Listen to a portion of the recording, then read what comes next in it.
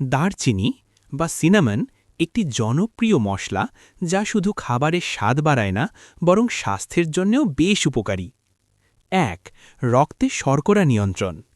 দারুচিনিতে থাকা মেটাবলিক যৌগ রক্তে সুগারের মাত্রা নিয়ন্ত্রণে সাহায্য করে। টাইপ 2 ডায়াবেটিসের রোগীদের ক্ষেত্রে দারুচিনির রক্তে গ্লুকোজ কমাতে সহায়ক হতে পারে। ২.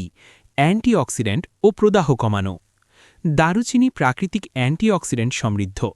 এটি শরীরের কোষকে ক্ষয় ও প্রদাহ থেকে রক্ষা করে, যা বার্ধক্য এবং বিভিন্ন রোগের ঝুঁকি কমায়। ৩.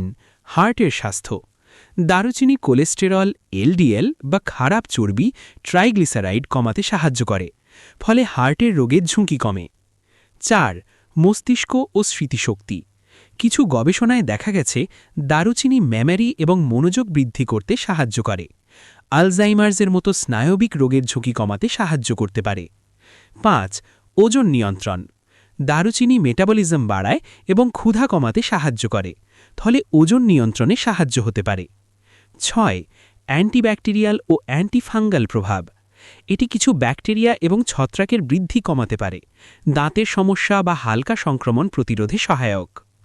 সতর্কতা: মৌলিকভাবে নিরাপদ, কিন্তু অতিরিক্ত দারুচিনি প্রায় ১ থেকে ২ চা চামচ দৈনিক লিভারের সমস্যা বা রক্ত পাতলা হওয়া ঘটাতে পারে।